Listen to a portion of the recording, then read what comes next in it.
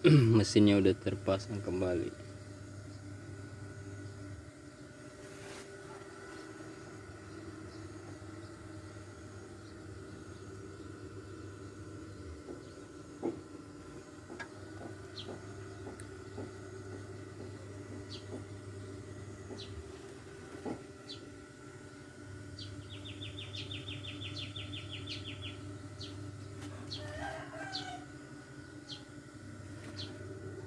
Ya, inilah tampakan dari mesin Civic Wonder yang teramat simple.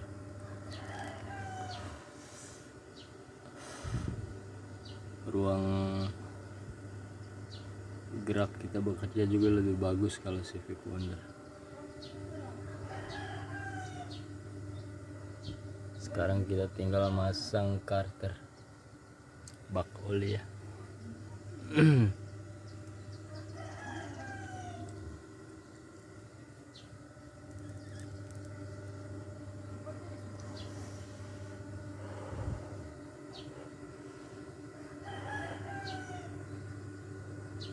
Semoga yang dibenahi kemarin sedikit mengobati yang jedak-jeduk, kelitik-kelitik.